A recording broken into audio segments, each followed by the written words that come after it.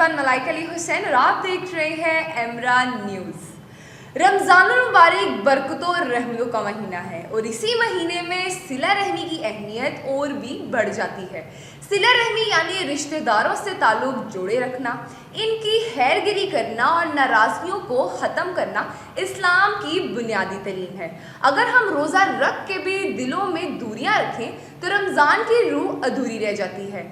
इसी हवाले से आज के जो हमारे मेहमान हैं वो हैं ब्लाइंड जर्नलिस्ट साद मुस्तफ़ा। कैसे हैं साद? अस्सलामुअलैकुम, मैं ठीक ठाक। अल्हम्दुलिल्लाह मैं बिल्कुल ठीक। अच्छा साद, मुझे बताइएगा कि जो आज का हमारा टॉपिक है वो है सिला रहमी, आप जानते ही हैं। जी। तो मुझे ये बताइएगा कि आपके नज़दीक सिला रहमी क्या है?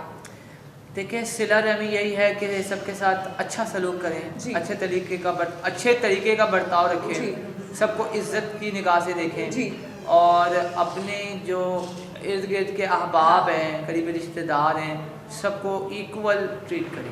बिल्कुल ऐसे ही है। सिला रहमी की अहमियत इंसानों पर कितनी ज़रूरी है?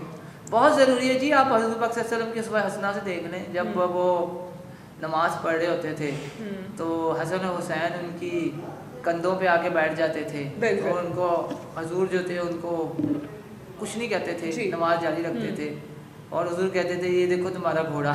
अच्छा। तो वो यानी बच्चों से मोहब्बत और स्पेशली बच्चों से मोहब्बत करनी चाहिए। जो आजकल दिखाई देता है कि शोर ना करो, बच्चों को टॉन्ट दिया जाता है। नमाज भी पढ़े, बच्चों को क्या पता कि नमाज की क्या अहमियत है, आप बताएंगे तो आएगी ना, बच्चों को पता चलेगा। तो सिला रहमी जो है सबके लिए है। ये नहीं है कि बड़ों से मिल लिया अच्छे तरीके से, बच्चों को जो है वो डिग्रेड कर दिया, सबके साथ है। अच्छा साथ, मुझे ये बताइएगा, रमज़ानुल मुबारक का महीना चल रहा है, रोज़े भी लोग रख रहे हैं, आपके मुताबिक रोज़ा इतनी चीज़ प्रोवाइड करता है कि भाई बर्दाश्त भी किया जा सके और लोगों को जो है वो मुआफ़ भी किया जा सके? बहुत मुश्किल काम है जी माफ़ करना। अगर यूसुफ अलैहिस्सलाम का अगर वाक़या देखते हैं आप, 12वें समय में यूसुफ है, तो उसमें याकूब अलैहिस्सलाम की जो दुआ है, क्या दुआ है वो वक़्फ़ु अन्ना, वो उधर से ही बात ली है ना। माफ़ करना आसान नहीं होता। सूरह बकरा में वक़्फ़ु अन्ना है, ठीक है। अफ़ू दरगुजर बहुत मुश्किल है और ये सबसे मुश्किल काम है, किसी को माफ़ करके आगे बढ़ना। लेकिन करने वाले कर देते हैं। अगर हुजूर अपनी ज़िंदगी में थोड़े से बात अबू सुफियान को माफ़ कर सकते हैं, हिंदा को माफ़ कर सकते हैं, उसके अलावा हालांकि हिंदा पे कंट्रोवर्शियल है कि तीसरी बार हुजूर ने कहा था कि तुम चली जाओ, मुझे अच्छी नहीं लगती, लेकिन माफ़ कर दिया था। बिल्कुल। और एक सहाबी थे जिन्होंने बाद में तो वो चेंज यानी उस पर हुजूर के ख़िलाफ़ हो गए थे, बाद में उन्होंने उनका नाम याद नहीं आ रहा, तो वो भी सहाबी थे, उनको भी हुजूर ने फ़ौरन माफ़ नहीं किया था। तो ऐसे लोग बहुत गुजरे हैं जिनको माफ़ी डिजर्व नहीं करते थे, लेकिन हुजूर ने माफ़ करके दिखाया सिर्फ इसलिए कि उम्मत को सिखाना था कि माफ़ी बहुत, if you forgive someone then you can move forward. जी। अच्छा साद, आप मुझे ये बताइएगा, इस्लाम में रिश्तेदारों से जो ताल्लुक़ है उसे जोड़े रखने की अहमियत क्या है? देखें, इस्लाम में जो रिश्तेदारों से सलाह रहमी का जो दर्स देता है, इस्लाम दीन देता है, वो ये कहता है कि अगर हम माफ़ करेंगे और एक दूसरे को यानी करीब आने का मौका देंगे और एक दूसरे की मसलों को समझेंगे, एक दूसरे की प्रॉब्लम्स को समझेंगे, तो फिर ही आप मूव कर सकते हैं। एक दूसरे को इस नज़र में एक बात को वाक़या सुनाता हूँ। हजूर के दौर में एक सहाबी होते थे, कातबे वही भी हैं, हज़रत अमर बिन आस रज़ियल्लाहु ताला अन्हु, कातबे वही भी हैं।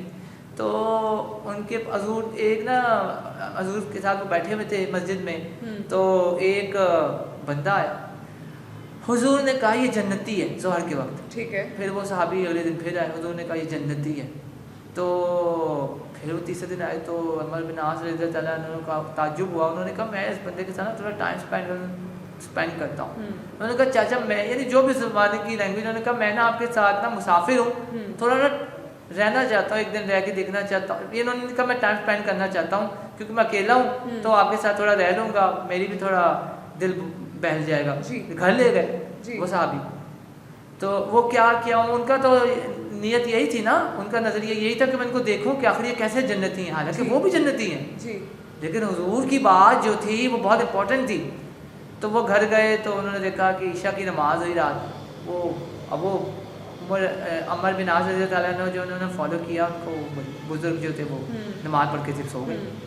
और रात को उठ के चुपके देखा, उन्होंने उठ से देखा कि वो उठेंगे, कोई तहज्जुद शहज्जुद पढ़ेंगे, कोई कुरान मजीद की तिलावत करेंगे, कुछ ऐसा नहीं किया जी।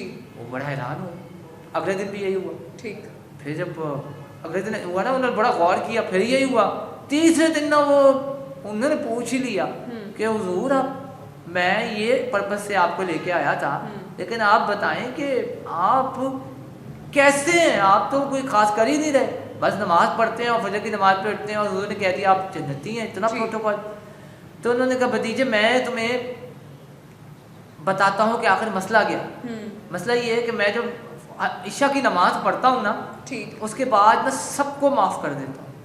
वाह, सबको माफ़ करके सोता हूँ। सुभान अल्लाह। अपने जहन में जो है, अपने जो तख़य्युल है, अपना जो दिमाग है, उसमें कोई जो है ना वो किसी के लिए वो नहीं रखता, किसी के लिए ग्रज नहीं रखता, कहते हैं हम। तो उसकी वजह से जो है ना हुजूर ने आपको बात की है।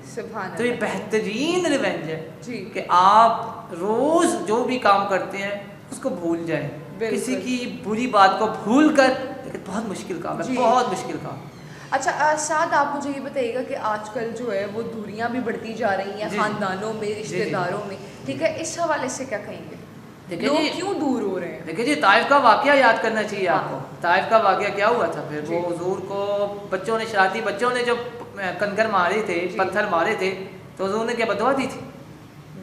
उन्होंने कहा था इनकी नस्ल में से कोई ऐसा जरूर आएगा जो मेरा दीन का नाम रोशन करे। बिल्कुल ठीक है, आया। अल्लाह ने ऐसी, अल्लाह ताला, देखिए हम लोग का मसला ये, हम अल्लाह को नहीं जानते, हम दुनियादारी में पड़े हैं, इसकी वजह से हम यहाँ आइसोलेशन का शिकार है। ठीक हो गया। अच्छा साथ मुझे ये बताइएगा, सोशल मीडिया का भी दौर है, ठीक है ना, लोग सोशल मीडिया पे ज़्यादा अपना वक्त जो है वो देते हैं, तो आपको लगता है कि सोशल मीडिया में ख़ानदानों में थोड़े से क्लैशेज और ये जो दूरियां हैं ये पैदा कर दी है, ये मेन मकसद है, हो सकता है इसका? प्रोपेगेंडा है जी। सोशल मीडिया में फेवरेटिज्म और प्रमोशन ने एक दूसरे का इमेज खराब कर दिया। ये एक सेकंड जी जी। सोशल मीडिया में प्रोपेगेंडा है, फेवरेटिज्म है, जिसने इमेज खराब करके रख दी। यानी एक बंदा अगर प्रमोट हो रहा होता है ना, आप देख रहे हैं वो मशहूर हो रहा है, हाँ, तो उसके घर वाले उसे जलने लगते हैं, यानी रिश्तेदार वाला रिश्तेदार, हाँ, वो इसलिए क्योंकि वो उसकी सक्सेस नहीं देख पाते। बिल्कुल। और यही हमारा दीन दर्श देता है कि आप एक दूसरे की खुशी को सेलिब्रेट करें। हमारे नबी ने क्या दर्ज दिया, जब माइग्रेट किया उन्होंने यसरब आए, मदीना आए, हाँ, तो उन्होंने महाजिर अंसारी के एक साथ बिठाया कि तुम दोनों भाई हो। अब वहाँ क्या अंसारी ने क्या किया, उसको घर से निकाल दिया। उसने कहा चल मैं तो सुखी हूँ, ले मैं तनु दाल खिलानी है। ऐसा तो नहीं हुआ ना, नहीं। तो फिर हमने कहाँ से ये तालीमात ली हुई हैं जाहिलों वाली? बिल्कुल ऐसे ही है। अच्छा साथ मुझे ये बताइएगा कि नाराज रिश्तेदार हो जाते हैं, ठीक है, उन्हें मनाना भी एक इबादत का जरिए है। नाराज रिश्तेदार बिल्कुल बेहतरीन है, नाराज रिश्तेदार को मनाना चाहिए। लेकिन अच्छा पहल कौन करे? पहल जो भी करे, पहल मैं तो समझता हूँ खुद कर दें हम। ठीक। और अब आपको क्या लगता है कि अगर अगला इंसान कोई गलत है, ठीक है, और आप फिर भी पहल कर रहे हैं, अल्लाह अगर माफ़ कर देता है, अल्लाह कहता है आप कितने गुनाह करोगे कर लो, हाँ, मैं माफ़ कर देता हूँ, तो हम क्या, हमारी क्या कर? बिल्कुल बिल्कुल। आपको पता ना कि भाई सामने वाला गलत है, ठीक है, लेकिन फिर भी आप अल्लाह की रजा, वो भाड़ में दिया, ये गलत है कर दो, वो गलत है या नहीं है। हाँ। अगर अल्लाह को हम सारा दिन नहीं याद करते, हाँ, वो एक इब्राहिम अलैहिस्सलाम का भी वाक़या, मुझे बड़े वाक़या, वो टॉपिक बड़ा अच्छा है, इससे वाक़या याद आ रहे हैं। एक इब्राहिम अलैहिस्सलाम का मेहमान का वाक़या था, तो वो मेहमान अल्लाह का नाम नहीं ले रहा था। इब्राहिम अलैहिस्सलाम जो थे वो कहते थे कि तुम मेहमान को कहते थे कि आज खाना तभी मिलेगा, मेहमान नवाज है ना, वो खाना तभी मिलेगा जब तुम अल्लाह को, हाँ, तो अल्लाह ताला ने ऊपर से अल्लाह ताला ने वही उतार दी कि इब्राहिम मैं इस बंदे को 70 साल से खाना दे रहा हूँ, नहीं लेता वो मेरा इसका मामला है, तुम कौन होते हो इसका खाना रोकने वाले? बिल्कुल बिल्कुल। तो हमें भी लोगों के लिए आसानी करनी चाहिए, हाँ, और जो हमसे नाराज हैं रूठों को मनाना चाहिए। ईद आ रही है, बेहतरीन रिवेंज यही है, हाँ, आप किसी को माफ़ करेंगे तो उसको एहसास होगा कि यार मैंने भी तो गलत किया था। हाँ। अच्छा साथ मुझे आप बताइएगा कि आजकल जो लोग हैं रस्मी ताल्लुक निभा रहे हैं या खलूस से? रस्मी ताल्लुक हो रहा है, तो इसे खुलूस कहा है, खुलूस नहीं। ठीक है, तो मुझे ये बताइएगा अब शायद इस हवाले से आप क्या पैगाम देंगे? देखिए, खुलूस होना चाहिए, इखलाक होना चाहिए। इखलाक होगा तो खुलूस होगा। इखलाक ही नहीं है हमारे घर। हमारा इखलाक ये है जी कि घर में बीवी अलग बैठी हुई है, मियाँ अलग बैठा हुआ है, बीवी के पास अपना मोबाइल है, उसके पास अपना मोबाइल है। ठीक है, तो ये मोबाइलों की दुनिया से निकल के एक दूसरे को टाइम दें। हाँ। ताकि एक दूसरे से कुदरतें हटें, एक दूसरे के साथ नफरतें खत्म हो, एक दूसरे को करीब आने का मौका दें जी। ताकि जो है एक दूसरे के साथ जो है दोस्ती और भाईचारा, या अगर भाईचारे से इतराज है तो भाईचारा जो है वो कायम हो। बिल्कुल जी, बिल्कुल। बहुत शुक्रिया साथ अपना कीमती वक्त हम लोग के साथ शेयर करने के लिए। तो जी नाज़रीन, इनकी गुफ्तगू आपने सुनी।